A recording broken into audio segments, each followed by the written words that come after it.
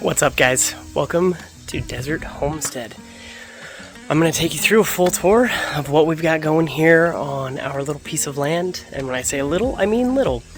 But I want to make a point before I get into this that you don't need a lot of space to get started. And I'm going to show that with our little square footage, kind of what we're doing here, what we plan to be kind of doing moving forward, and hopefully some stretch goals. So let's get into it. Alright guys, so we're going to start with the garden boxes. I have 5 4x8 garden boxes that are all 1 foot tall along the back part of my yard here, the back part of my property. I have a 2 foot by 12 foot, and this one is 18 inches tall, 24 inches tall. I have a 12 foot by 4 foot by 1 foot garden box.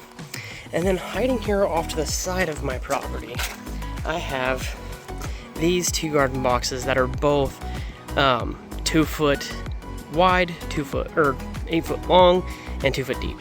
These are not currently being used, as you can see. I've got just some like compost stuff in there, and this one I've been taking dirt out for our compost bin, so we've only got one right now. So we'll start with that. This compost bin is full, so we'll have a video where we'll show you kind of what we're doing with it. I'm going to probably add a second one right here, so we may talk about that coming up. And then just a full tour of everything we've got growing, why we're growing what we're growing, and what our future plans are to continue to grow here in this garden. So in this garden box here is all pickling cucumber with the exception of 2 plants. And that is from compost, a mystery plant. I'll let you guys guess what you think this is. I have a couple guesses of what I'm pretty sure that is growing here. So that's vining out. There's another one, although I don't think it's doing super great, but there's another one in there. And then the rest of these are a pickling cucumber variety. I used these. My advice, guys, don't use these. They're garbage. I bought this roll of 50 foot of like this green mesh to save some money on making a trellis instead of going and just buying the hog panel. Buy the hog panel, guys. Don't use this stuff. It's too flimsy. Posts driven in, of course. And then on this side, in this garden box, we have tomatillos. So I originally had 4 plants. One of them died. I kind of expected that to happen. It wasn't super healthy when I got it. All the plants you're seeing, by the way, I picked up at my local nursery. So, or my local Home Depot. These were Home Depot. Those were Home Depot. Those were the local nursery. So it's kind of a mix. But we've got the 3 tomatillo plants, and then a couple of different varieties of bell pepper: green, red, and orange. We like to use our bell peppers for a lot of different things. Omelets, refried beans, salsas. Sorry, brain fart there. Same with the tomatillos. I make a green tomatillo salsa. And I use the jalapenos as well that we have in the other box. Over here we've got strawberries. I'm not sure the variety. They were given to us. So this box is half full. I've just kind of let them go wild. We had a pear tree. This is what happens when you have 4 children, 8 and under, and they like to climb. Unfortunately, this tree did perish. All right, then over here we have 2 varieties of tomato. We have, this is a jumbled mess, but we have Roma tomatoes on this side. On that side, we have early girls. They are growing like crazy. A lot of tomatoes coming in. We just made some homemade tomato sauce. I'll share some pictures of that on our Instagram, linked down in the description, so you can go check those out. We have an apple tree. Still actually surprisingly growing, even though the top half got broken off by one of my toddlers. So, gardening with kids, ladies and gentlemen. The elements are not what kill my plants, it's my children. In this garden box, we had cabbage. So we try to do cabbage and cauliflower every year. So we had some of that grown here. All of that got harvested. We have curly kale and then my jalapeno plants. These I started back in January, I believe, and they are producing like crazy. I think next year I need to do the same with my bell peppers, start them all together, same time. That way they're all producing at the same time, because the bell peppers are just starting to come in. The kale, I've been clipping for months now. We use that in smoothies. I use that in eggs, things like that. Just adding some variety as far as greens go. The jalapeno is part of the salsa, as well as omelets and all those other delicious things. We have a citrus tree. So when we first moved into this house, I'll share a picture here. We originally, in this spot, had an apricot tree. Unfortunately, the apricot tree got a bug, got sick, and it died. So we replaced it with a citrus tree, which is a little bit better for our climate here in Arizona.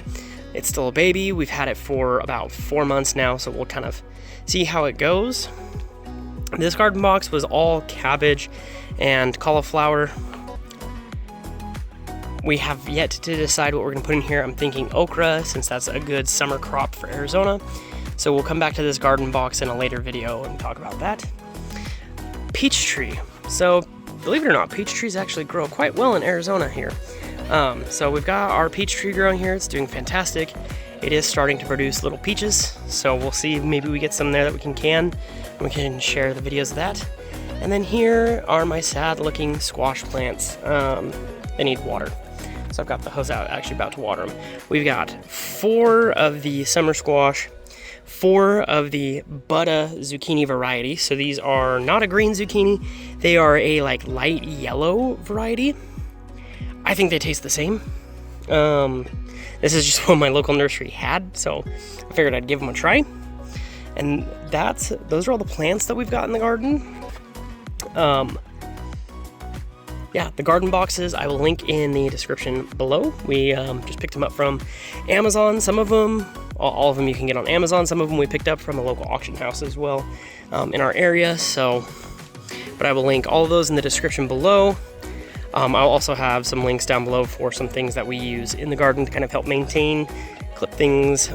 But that's just a quick tour of all the different plants that we've got growing. Currently, we don't have any animals or anything on our property. Because of where we're located, we are slightly restricted as far as what we can and cannot have on the property and where it has to be located. So right now, our main focus here on our mini homestead is our garden. Being able to replace as much as we can that we purchase at the grocery store, whether that be fruit, vegetables, all the different things that we consume. Something I want to address in this video, and we'll kind of address in later videos as well, you can't grow everything. So there's other alternatives, places that you can get. Check out your local butchers, your local farms, to see if you can get things that you can't grow yourself. And we'll talk more about that in later videos, as we've got some local butchers and some good things around us. I'll also link below to Azure Standard, where if you want to get good organic groceries, things that you can't grow in your garden, fantastic place to go.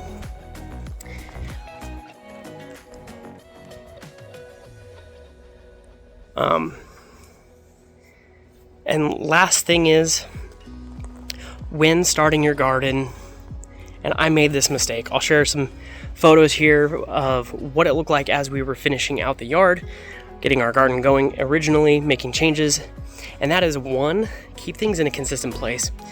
I changed our garden around so much.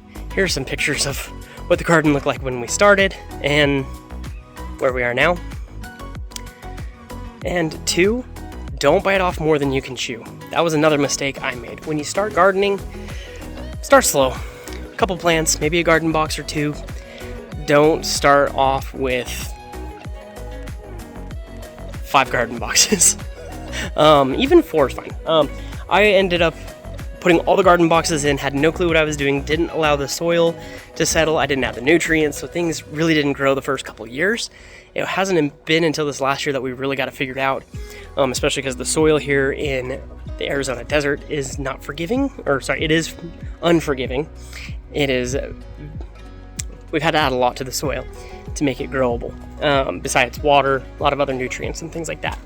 So, again, just a quick video intro of our garden, our what I call our mini homestead, where we are growing our garden And hopefully one day we'll be able to get some more space, but this is what we got to work with. So we're gonna share our journey with you guys. We'll do videos on, you know, how we're preserving things, so our canning. We'll talk about the different places that we get things that we can't grow in our yard. Particularly in the fall time, we've got some places we get bulk fruit and can that. So we'll have videos on that. If you guys have any other suggestions of things you want to see as far as kind of a mini homestead, I don't want to say crunchy life, but crunchy life as far as kind of just trying to be self-sufficient, go ahead, comment down below, hit the like button, subscribe, and we'll see you guys in the next one.